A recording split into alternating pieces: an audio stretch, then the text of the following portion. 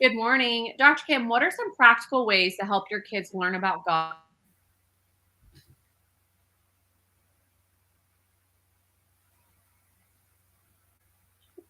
When the when I guess we froze a little bit. Yeah. Just keep going. Yeah. I think one thing is reading to them. There's some great children's illustrated Bible books and stuff like that. I think that's great. You go to a Christian bookstore and probably have all kinds of things to choose from there. And I think helping them see God in everything. Nancy's so much better at that than I am. Or if we see a beautiful flower or tree or sunset, she brings it back to God. And I think just helping them connect creation Uh-huh. back to God, and He did this for us, and He loves us. I think pray with them, and for them, over them, and then teaching them how to pray, whatever it is, and just let them pray. We used to pray with our kids, and we prayed for somebody's dog that was sick. We prayed for, they come up with all kinds of ideas, or somebody's grandma's sick, so that kind of stuff. So I think that just getting those habits. I think find a good church that has a really good Sunday school class that they can have that exposure.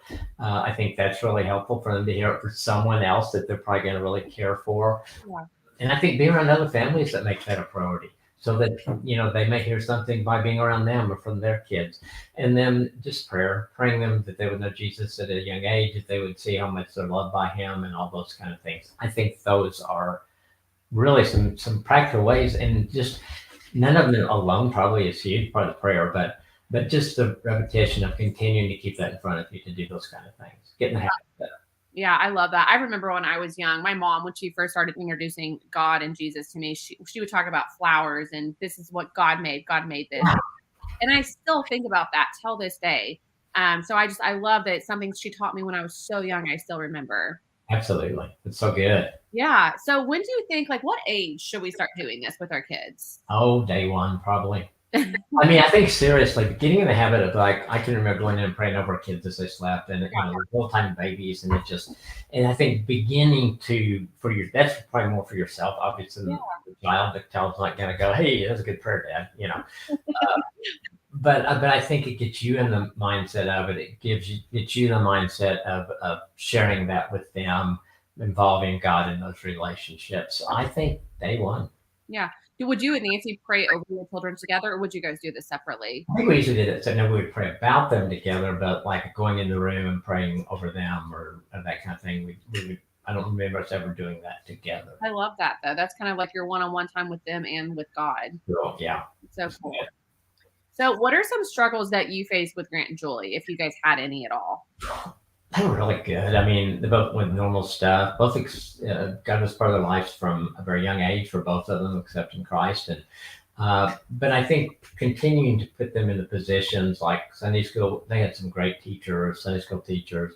They had some great in public school. They had some great teachers that were Christians, but they have to make their faith real for themselves. So I think what I would say is the normal stuff that we went through with them growing up. It was so much easier for us and them because God was part of our lives to deal with things. We Yeah. had a foundation. We had a, you know, I think when we said no, it made a little more sense to them. Yeah. It wasn't like we went, "Oh, I'm so glad you said no," but they still didn't like it. But I think it gave us a foundation to work things through that were normal. And then I think if you have kids that are struggling with some big things, because you've been doing that, I think it makes a difference. Yeah, I love that. You have to have a strong foundation. Yeah. So, when do you think that you first put them in Sunday school when they were just really little? Yes, I mean, I can remember Grant being a week or so old and taking him to church. He was with us at those times. We were all those kind of things. One of the things that really Nancy was involved in Bible study fellowship, and they had a children's program, and she's taken both of our kids and all of our grandkids to that over Yeah. time, which I think that's been really huge. I think in their lives, and it was something that she could do real practically for them, and so that was really cool too. Yeah, I love that. And they had that for the years that they were young enough to go do that. So, if you had other friends that weren't involved with Jesus and Christianity, what did you do? Would you stop letting them hang out? Would you stop hanging out? What did I kind of guess it would depend on how extreme it was, but in general, no. I think we can't separate ourselves from other from non-Christians, because Yeah. what does it say to them? You're not good enough to be around me because I believe in God and you don't. I would want us to be able to show them God's love and care, and that hopefully they see something different in them and want to know what that was. Yeah, I love that. That's a great answer. So we have time for one more question. So what if my spouse is having a hard time discussing Jesus with my children? What should we do first? I think you pray and say, God help us. There's something we're struggling with. And then I think find some of those books that you can read with them. It's always easier. I tell couples or families that about when they start talking to kids about sex. There's some great books out there, and sometimes it's easier to read a book with them and then you're doing it and you're getting them good information. So and you don't have to be a pastor. You don't have to know the Bible cover to cover to do that with your kids. It's your heart. Like God guide you, find some good tools that work, and it will make a difference. I love that so much. Just let your heart guide you. Don't put too much pressure on yourself. I think that's so important to always remember.